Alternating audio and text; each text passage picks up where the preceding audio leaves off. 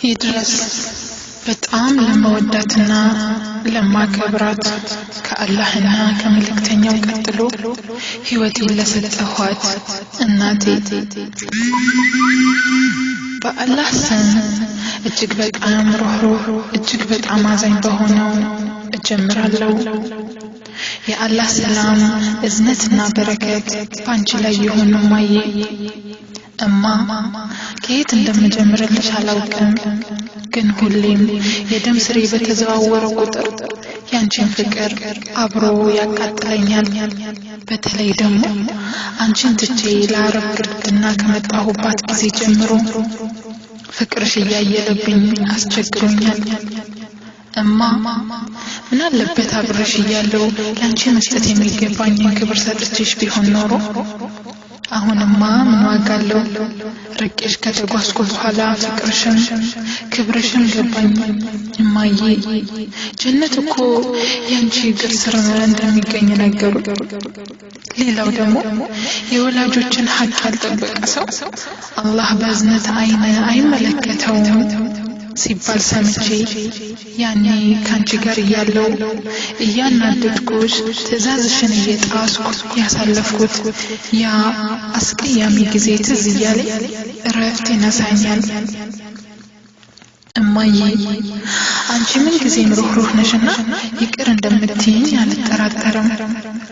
እናቴ እኔ እኮ ሁሌም እናፍቅሻለሁ፣ እሳሳልሻለሁ። አንቺስ ምን ያህል ናፍቀሽኝ ይሆን?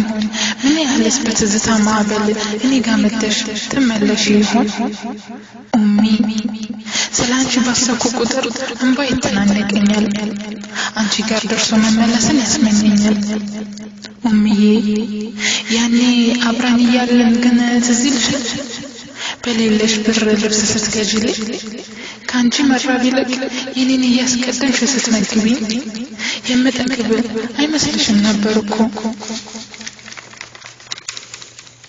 አንቺማ አንዲት እናት ለልጇ መስጠትና መሆን የሚገባትን ሁሉ ሰጠሽኝ፣ ሆንሽልኝ። እኔ ግን ያንቺ ክብር ያንቺ ፍቅር የሚገባኝና የምረዳው ገና ዛሬ ነው። አያናድድም? ምን አለ አብሬሽ በነበርኩበት ሰዓት የልብሽን የፍላጎትሽን ሁሉ እያደረኩ ኖሬ ቢሆን ኖሮ ላይመጣ ላይመለስ ነገር ያብከነክነኛል። ትዝታሽ ስጫነኝ ፍቅርሽ ሲያየልብኝ ጩኺ ይለኛል። አሁኑኑ ሄደሽ አግኛት ፈልጊያት ይለኛል። ግን እማዬ አንቺ ያኔ በልጅነቴ ከራስሽ ስሜት የኔን ስሜት አይደል ስትጠብቂ ኖርሽው? እኔም ዛሬ ትልቅ ሰው ሆኜ ከራሴ ስሜት ያንቺን የማስቀደም ግዴታ እንዳለብኝ ስለተማርኩ የፍላጎትሽ ይሆን ዘንድ ደፋ ቀና እላለሁ። ኡሚ አንድ ታሪክ ላጫውትሽ። አንድ ዓሊም እናታቸው ሞታ ከሚገባው በላይ በጣም አለቀሱ፣ ሰብር እስኪርቃቸው ድረስ። በዚህ ጊዜ ይህንን ለቅሷቸውን ያዩ ሰዎች ቀርበው ጠየቋቸው። ያ ሼኽ ምን ያስለቅሶታል ብለው ጠየቋቸው። የእናቴ ሞት ነዋ ሲሉ መለሱ። ከዚያም እና እኛን ስለ ሰብር ሲያስተምሩን ቆይተው እርሱ እንዴት ሰብር ማድረግ ይሳኖታል ሲሉ ቢጠይቋቸው ሼኹ እንዲህ በማለት መለሱ። እኔ እኮ ማለቅ ሰው ሁለት ጀነት የምገባባቸው አማራጮች ነበሩኝ። አንደኛዋ ጀነት የምገባባት ምክንያቴ እናቴ ነበረች።